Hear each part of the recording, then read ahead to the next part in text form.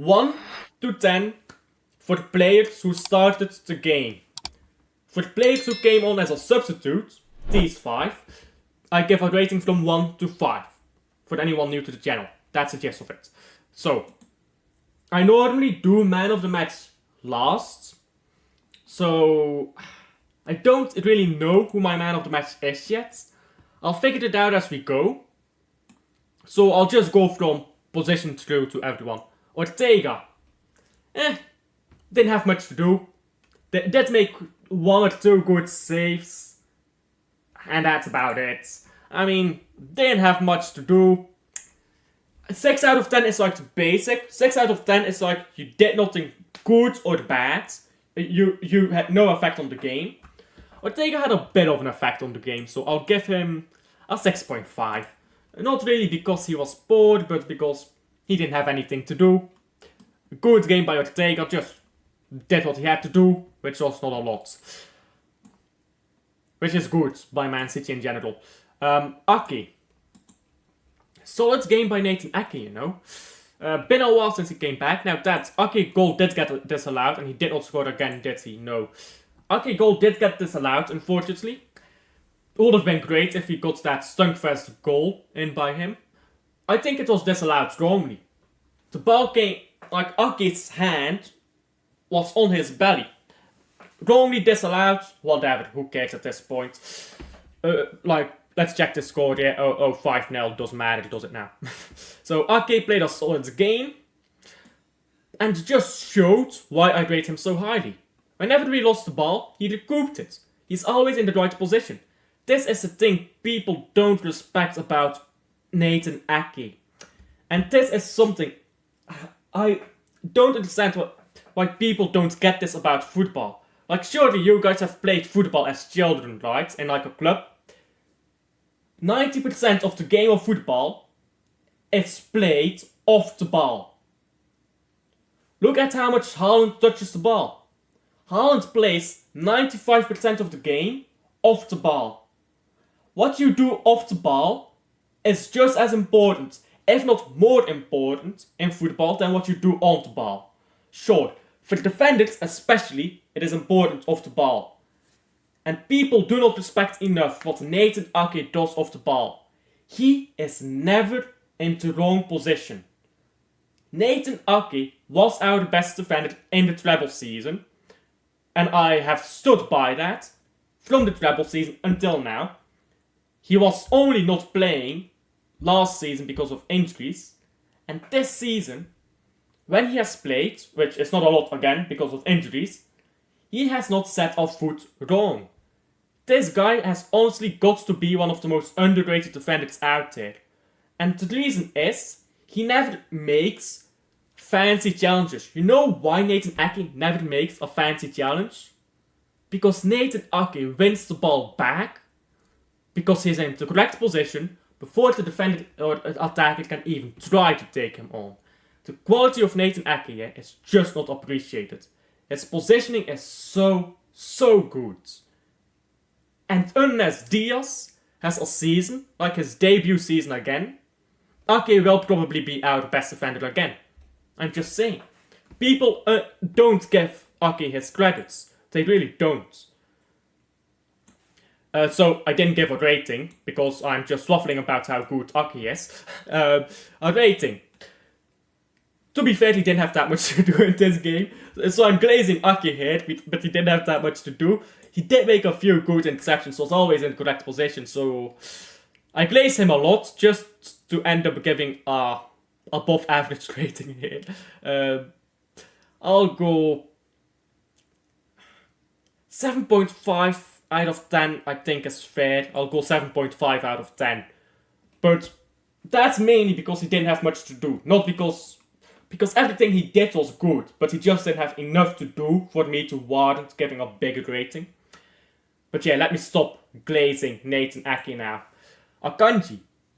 I mean, he was there. 6 out of 10. Wasn't really bored defensively, but he was there. He was there. Didn't really have much to do. Again, same as John Stones. Really, this might become a trend in these player ratings on my channel. Whenever I go through defenders, yeah, for Man City, it's either a disaster, or it's like, he didn't have much to do, 6 out of 10, 7 out of 10. But to be fair, that's because Man City holds onto the ball. Like, what can I say about John Stones, about Akanji? And they didn't have to defend. Like, these are defenders who do not have to defend. So, yeah, fair enough. John Stones, like, I'll give John Stones 6.5. That's a bit low. I'll give him a 7. 7, and Akanji I'll give 7 as well. Just put them on terms. And then Rico Lewis I'll give a 6. Now, Rico Lewis is not a midfielder. He needs to get it out of his head that he's a midfielder. He needs to understand, I am a right back. Because, okay, I have him in midfield here, yeah? But this is not really how we play. We play more like this. Which looks really weird, but when you actually think about Rico Lewis's average position, I guarantee it is not here. I guarantee it is here. I guarantee. I have not seen the stats, but I guarantee his average position is here. Just from what I can see with my eyes. He needs to get in his head, I am not a midfielder. Sure, Pep wants him to invert, I'm sure of that. However, inverting does not mean you don't have to defend. And there have been a few too many times where I think that this guy has not been quick enough in getting back to defend. So Rico Lewis, just because Pep tells you to invert, does not mean that you can look at the birds when our opponent is counter-attacking. Fix up on that, Rico, and then you'll be fine. But that is a real working point for Rico Lewis. He has to get the defended mentality in him. Not midfielder mentality. Defended. Even if he inverts, you're a defender first. Midfielder second. Once he gets that into his head, I think he's cooking. But for now, 6 out of 10. And that's me being generous. That is me being generous. Because there were 2 times where Sparta Praha was going forward and Rico Lewis was like, nice birds. While Savio and Foden, depends on which chance it was, were having to do his work. And Rico Lewis was saying it. Oh, nice birds. Like, come on, fix up, mate. You're an academy talent and you're really talented. So please, just fix up on that. Gundogan, yeah, solid. Can't really say much more, just solid. Did have that one header, but I mean, that was like, that wasn't even a half chance, that was a third chance, so I'll give a 7 out of 10. Can't say a lot about him. Bernardo Silva. I do not think of Bernardo Silva as a captain. Nothing against Bernardo Silva. Great player. But you're not a captain. Like, this is the thing. Being a captain means having a natural leadership ability. And I just don't get that feeling of Bernardo Silva. But that is difficult to say as a fan. We don't know Bernardo Silva in real life. We are not talking with Bernardo Silva personally. So it's really difficult to say when you're a fan. But I don't think of Bernardo Silva as a captain, personally. Maybe I'm wrong. Maybe from what I see on screen is completely different from what he is actually like in the dressing room. But to me, he's just not a captain. 7 out of 10. Again, just a 7 out of 10. I'm gonna give a lot of 7 out of 10s on this game. Foden. I mean, you scored that goal, but you did nothing after that. Like, let's be honest. It was a good goal, to be fair. Did nothing after that for, like, the next 40 minutes. Then Foden started getting back into the game. And I just feel like he didn't make enough of an impact. Like, I'm sorry. I'm gonna judge Foden more harshly than I usually do. This is Sparta Praha. And I expect Foden to properly work against Sparta Praha. What I can say positively is he tracked back to fix up Rico Lewis's mistake when Rico Lewis was standing there. That I do rate, so for that I will give him half a point extra. So I would give 6.5 out of 10. But the goal, I'll give half a point extra for it because it was a good goal. And then tracking back, when to cover for Rico Lewis, I'll get him to a 7.5 out of 10. But this is not Phil Foden's best performance for Man City. Nothing to worry about. Like, let's be honest. Pep Guardiola probably told Foden, don't worry, don't run too much, don't do too much. This is a chill game. Just conserve your energy. If that is the case, we can't give Foden more than a 7.5 out of 10 either, can we now? I think that's fair. Savio, baller. But that final product is missing at the moment. In fact, I do think he got an assist, so. He got an assist with the first Haaland goal, didn't he? Let me fact check myself. Salvinho. It doesn't show up. I think he got an assist. No? Did he not? Yeah, see, Savio. Yeah, okay. I am waffling. He does have final product, but first goal remains elusive for him. But he was balling out again. If he scored a goal, I would have given him a higher rating. And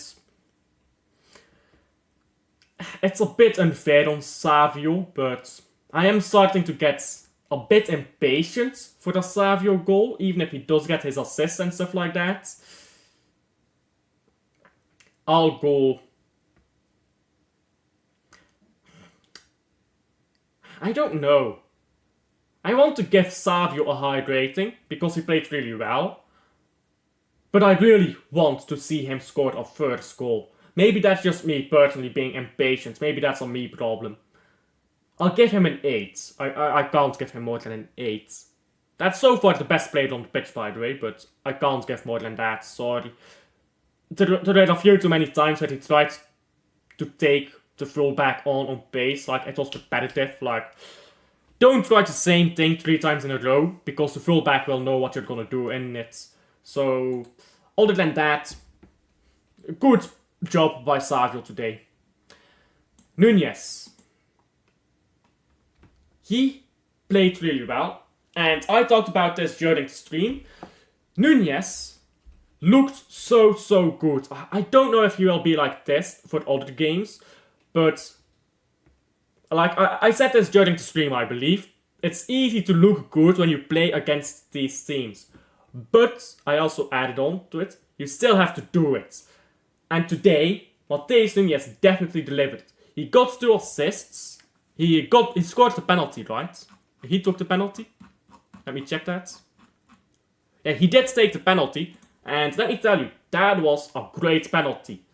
That was one of the best penalties. No, sorry. That is the best penalty I've seen a Man City player take since Haaland came here, excluding Haaland himself.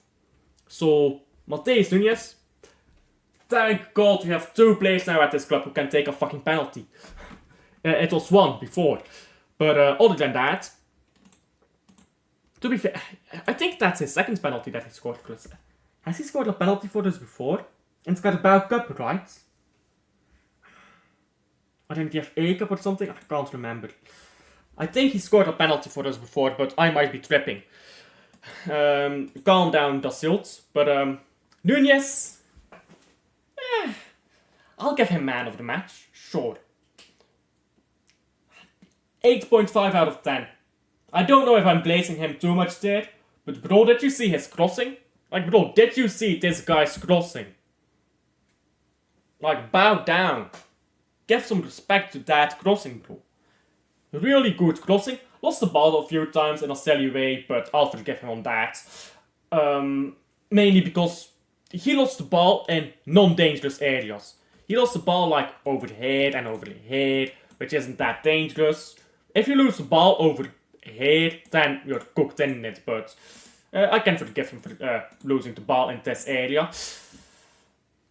He cooked is all I'll say. This is the best Matheus Nunes performance I have seen so far from him in a Man City shirt. And then, last but not least, of the outfield players, or well, of the starting players rather, because we still have these guys to go through in rapid fire. But I'm taking quite a while with this, aren't I? I'm taking quite a while. But that's because it's so much to talk about. Like and subscribe if you haven't already. Now tell me your Haaland ratings down below. But I must be honest, even if the goalkeeper made really good saves, which he did, come on Haaland. That was a ridiculous goal you scored. But you're telling me you can score that, but not a fucking header? Like, let's be honest, Haaland. You were cooking today with those 2 goals. But before that, Haaland was very poor. He did have a really good header. Let's give that to him. But I feel like, off the ball, Haaland was not as present as he usually is. He got into like possessions, but he didn't drag any plays like he usually does. Normally, Haaland scored 2 goals in the way he did, I give a 9 out of 10. But I feel like that first half was a bit too poor,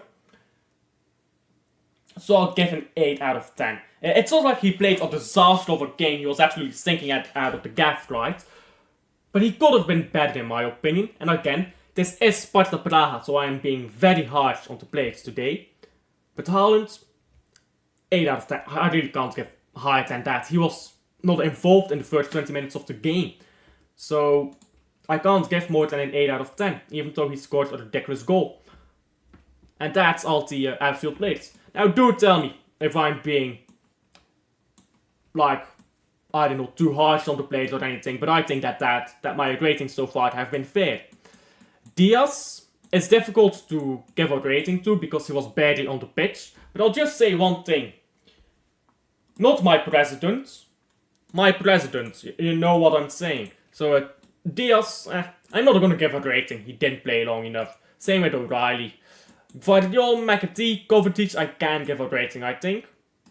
I'll just give 3 out of 5 for Kovacic because he was solid, played decently, did his job, and came in for the Gundogan.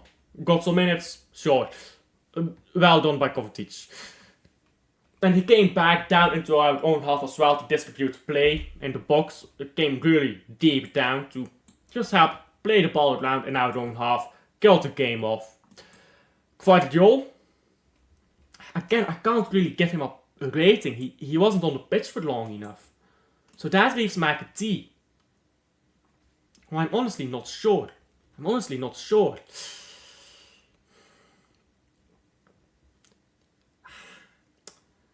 He came in. Again, he didn't have much to do. This is the problem. The problem is, these players came on when the game was already done. I think we were 4-0 up when McAtee came on the pitch. So that's a problem. I can't really give ratings to these guys. Kovacic I can give a rating to because he was a bit involved, but like McAtee, what can I say? He touched the ball like 10 times, bro. I can't say much. So, yeah, that's it for me. Tell me your opinion. 8 is high for Haaland, says Rosa. Really? What do you give Haaland? I think Haaland deserves an 8 because that was a ridiculous goal. But fair enough. You can be harsh on Haaland. You can expect a lot from him and then therefore be harsh on him. I think that's fair enough. But do like and subscribe if you haven't already. Helps the channel out a ton. And I'm so tired. But finally I have my holiday. I have 1.5 weeks of holiday. Finally some time to focus on YouTube, to get my energy back and to be more energized in the live streams, as you guys said during the stream. Can't remember who said it, but one of you said, "Oh, you were celebrating a lot more when we scored during the Euros." Well, yeah, because during the Euros I wasn't deadly tired from university. Anyhow, that's the end of this watch long video, stream, whatever you watch this on. I'll see you guys on the next one. Bye.